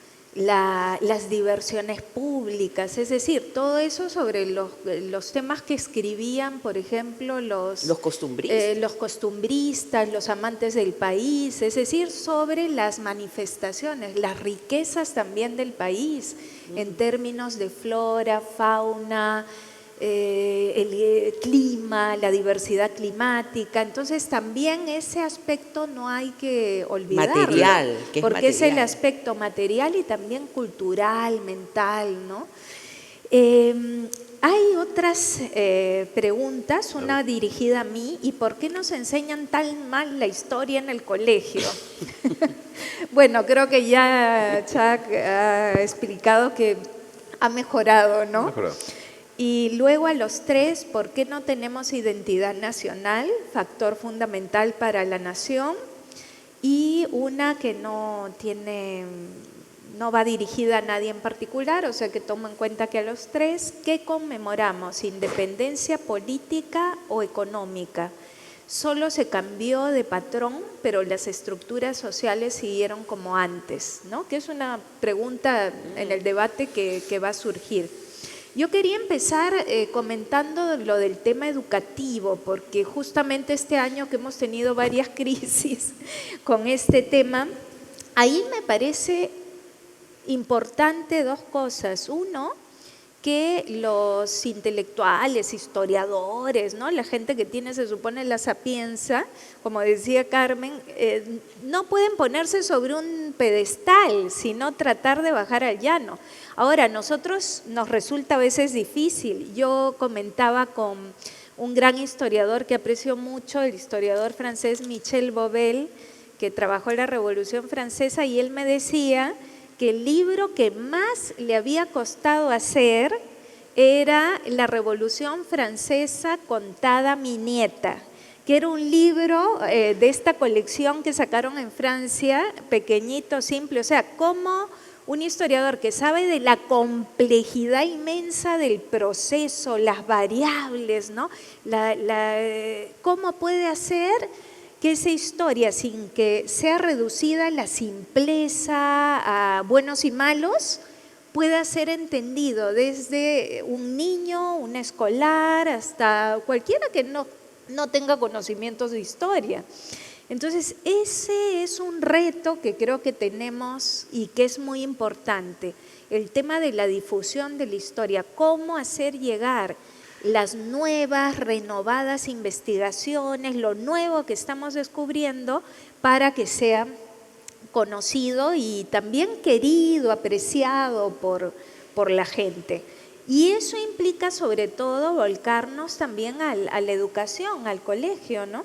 He tenido también la oportunidad de revisar algunos textos escolares y que me encargaron de corregir, ¿no? Y entonces era una tarea difícil, como en un espacio tan reducido, porque ahora la historia tiene cada vez menos espacio, ahora van a volver a darle mayor espacio. ¿Cómo poder explicar procesos de tal complejidad y que sean comprendidos, ¿no? Que no sea una cosa pues críptica? Y en ese sentido creo que sí también debemos hacer un esfuerzo de hacer una historia inclusiva, o sea, donde se vean, e insisto en esto porque me parece muy importante, se vean reflejados todos, ¿no? nuevamente los indígenas, los afrodescendientes, aquellos también que están, digamos, olvidados de la historia o que aparecen solo en determinados momentos, ¿no? Como la Amazonía del Perú. Es el 60% de nuestro territorio y aparece ¿en qué momento? Cuando las misiones en la época de la conquista del virreinato empiezan a entrar. Aparece en la rebelión de Juan Santos Atahualpa, en los proyectos desde Castilla y alguno que otro presidente que la quieren colonizar, pero luego está ausente, ¿no? Entonces creo que ese es un reto de poder incluir, integrar, ¿no? Hacer una historia más inclusiva, una historia que sea de todos, y eso va en relación al tema de identidad. No podemos tener una identidad en una historia donde nadie se ve reflejado, no se identifique, sea una historia alejada, ¿no? Para querer hay que conocer esa historia, y para conocer tiene que enseñarse y tienen que incluirse esos temas, ¿no? Entonces, y esto nos lleva a otro punto que es, no hay fuentes, claro que hay fuentes, tenemos no solo la Biblioteca Nacional, estamos aquí, sino los archivos, ¿no? Entonces también me parece que otro de los temas en agenda del Bicentenario debería ser difundir la importancia que tienen los archivos para esta memoria histórica y mejorar su condición y su situación, ¿no? Yo me acuerdo hace años que, solo una anécdota, estaba investigando en el archivo del Cusco, que está ahorita en la Universidad Nacional San Antonio Abad del Cusco, porque del local donde estaba antiguamente, eso hace muchos años, como no se había pagado el alquiler, entonces se sacó el archivo a la calle. Entonces la universidad dijo temporalmente, provisionalmente, que se quede aquí, y hasta ahora está ahí, ¿no? Y han pasado muchos años. Y es uno de nuestros principales archivos. Y una mañana que llego estaban todos los trabajadores llorando. ¿Qué ha pasado?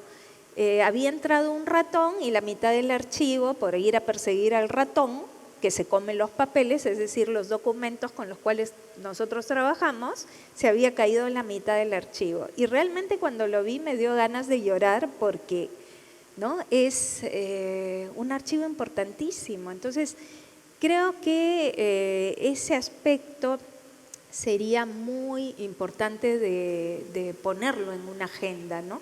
Tomar conciencia del valor que tienen no solo las huacas, los monumentos arqueológicos, sino nuestros archivos, ¿no?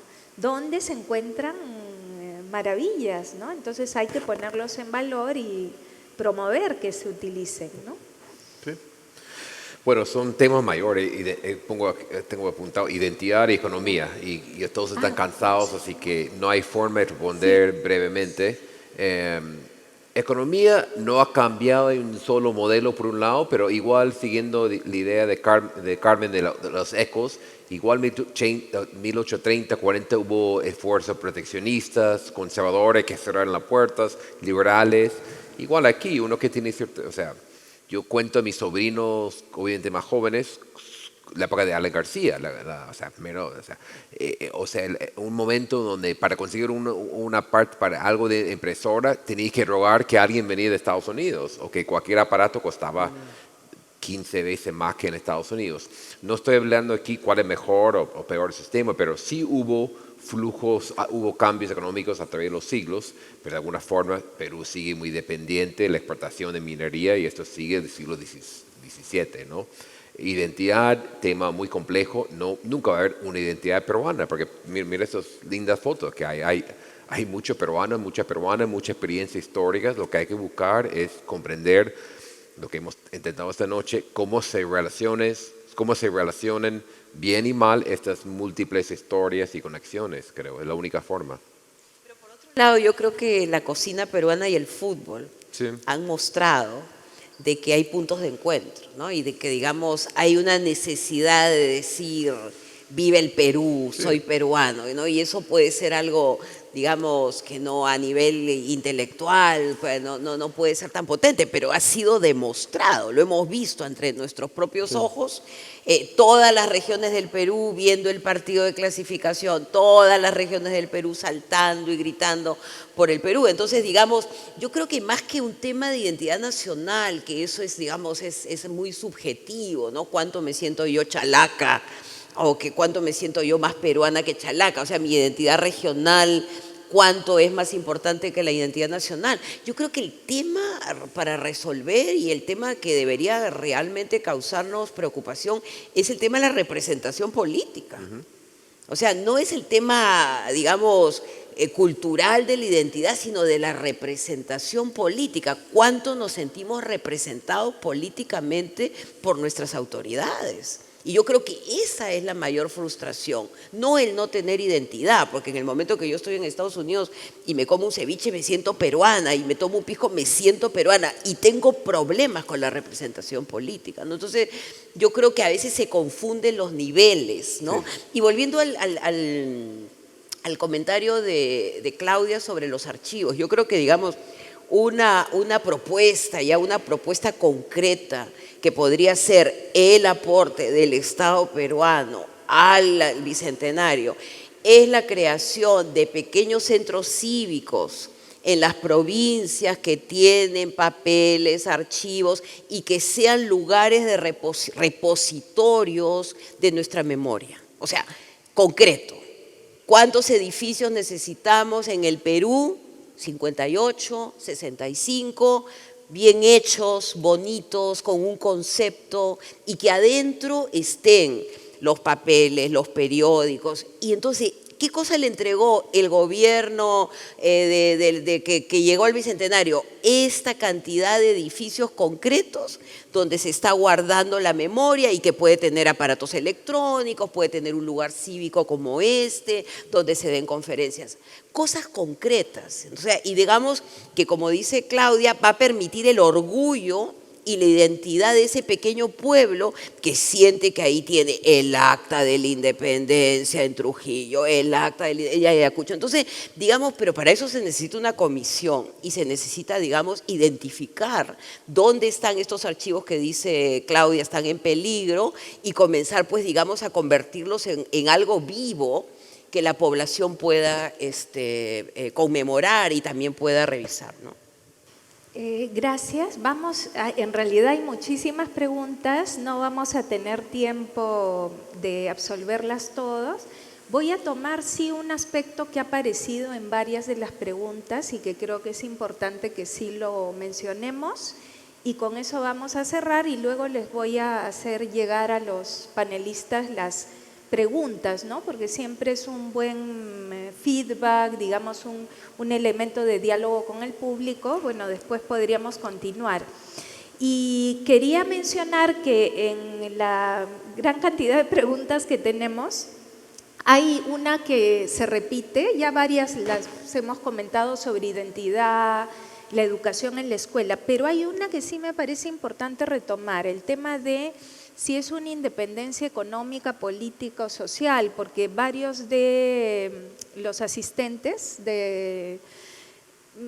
preguntaban eso, ¿no? ¿Hasta qué punto es una independencia? Sí, claro, ¿no? Como sabemos, los esclavos, muchos siguieron siendo esclavos, la población indígena tuvo un estatus incluso después de la proclamación de la independencia aún peor de lo que podía tener antes, es decir, todo este tema que también que tiene que ver con la herencia colonial, bueno, no lo vamos a resolver ahora, pero sí es un punto que de pronto merecería una reflexión, una breve reflexión. Por mi parte, sí, la dimensión económica, social, tiene tanto peso como aquella política o militar en el proceso de independencia. Pero yo creo que ya la investigación nos da un margen de que es una cosa mucho más compleja, ¿no? La que ocurre en este momento. Es decir, sí, hay que verlo en la larga duración. La esclavitud va a durar hasta 1854. Recién ahí se va a dar el decreto de abolición, pero ya antes hay un proceso largo de agencia misma de los esclavos que han ido logrando su libertad, el proceso de independencia y enrolarse en las tropas militares fue un mecanismo también de liberación. Entonces ahí hay factores de tipo ideológico, económico y social bastante fuertes, pero son temas complejos, es decir, nadie niega estos elementos que se mantienen, pero también por ver las continuidades a veces no se ha logrado ver los cambios que sí se producen. Entonces es complejo porque hay continuidades, pero también hay muchas transformaciones, ¿no? Lo dejo ahí. Bueno, yo creo que la primera república moderna del mundo, los Estados Unidos, está fundada por dueños de esclavos. Sí. Entonces empecemos diciendo las cosas como son. O sea, si queremos pretender que nuestra república, o sea, hubiera tenido una connotación social y económica, eso no ocurre en el siglo XIX. En ninguna república del siglo XIX se está produciendo liberación de los esclavos. Y tú lo ves en el acta digamos, we the people, nosotros el pueblo. ¿Quién es el pueblo? Estos pequeños planters, algunos, digamos, financistas de Nueva York, pero ahí no está la masa esclava que, digamos, entonces, la independencia es política y eso hay que decir, es política, no es social, no es económica. Nadie se está planteando una reforma agraria. Es imposible pensar en esos términos. Es imposible, es ahistórico pensar que los dueños de las plantaciones van a liberar a sus esclavos. Sin embargo, digamos, el quiebre político es brutal.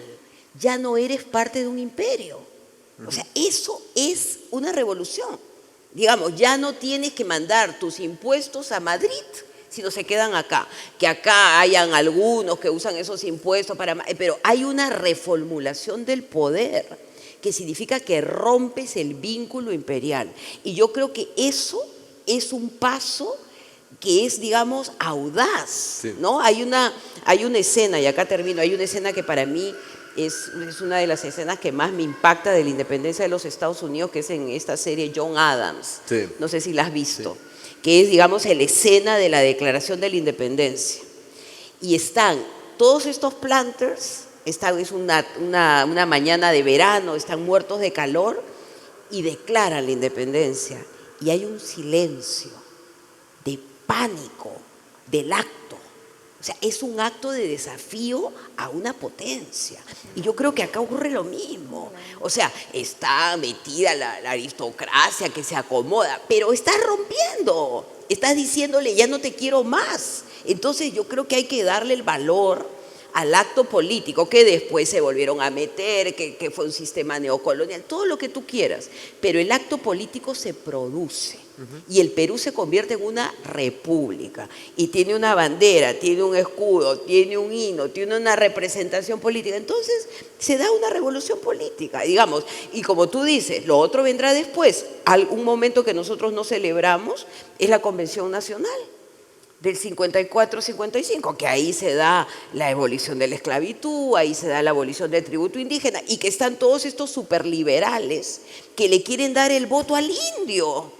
Entonces está dándose, digamos, en el esquema de las cosas, la revolución política está trastocada, o sea, está trocando en revolución social, y eso está ocurriendo a mitad de siglo. Sí, yo diría, primero hay que recordar Haití. Haití es un ejemplo de una república muy, muy radical, que sufre de un boicot total de Francia, Estados Unidos, todos los países poderosos. Aquí tiene una especie de la sombra, el miedo a Haití.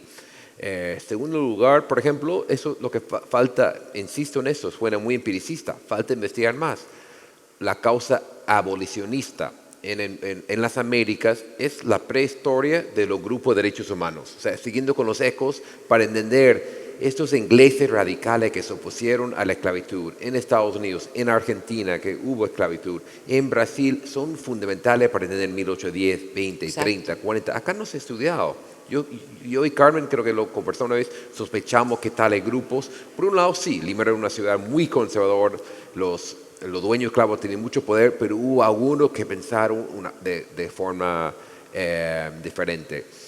También es curioso, si esta discusión fuera en Cusco, hubiera discutido por lo menos la mitad hubiera sido sobre el centralismo. Lo que no ha cambiado, el cusqueño diría, no solo ha cambiado, ha empeorado. Los cusqueños dicen, antes éramos casi el tamaño de Lima, teníamos un peso económico. Hoy en día es una pequeña parte y ahora con el boom, el tremendo auge turístico que tiene un peligro, un costo muy alto, en Cusco todos dicen 100% va a Lima, que es un poco mítico, pero el centralismo sigue. Es otro tema pendiente que surge de ese momento.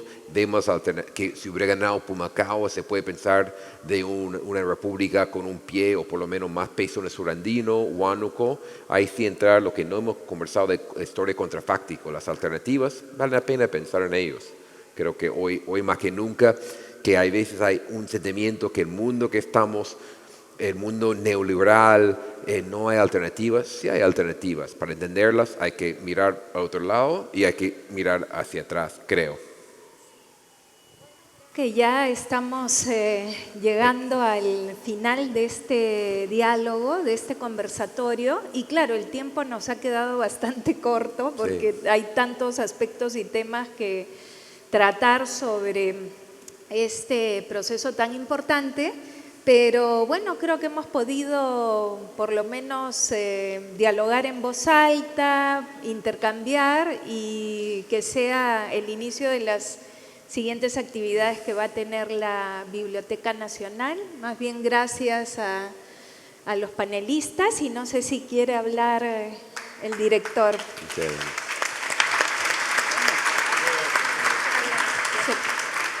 No, muchísimas gracias. Solamente quería agradecerles porque este diálogo ha superado largamente nuestras expectativas, no solo de público, porque no solo el público aquí, hay público abajo en el auditorio que está viendo la transmisión en directo, por decirlo así, vía Facebook y diferentes desde redes. Las preguntas creo que han sido muchísimas.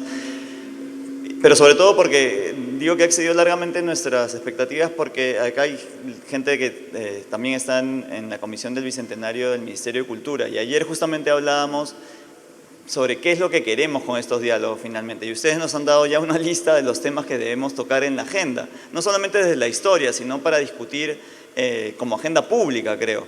Y hay dos cosas fundamentales. Una, que efectivamente ayer comentábamos, la idea de los diálogos es que no solamente se queden en Lima, efectivamente la idea es que vayan a diferentes partes del país y como dijo Denise al principio, no solamente se queden con esta parte de, digamos, de la conmemoración política, de encontrar una fecha, ¿no? Sino además de encontrar esa otra parte que me ha encantado, lo que decía Carmen, de encontrar esa otra parte de la celebración a la vida.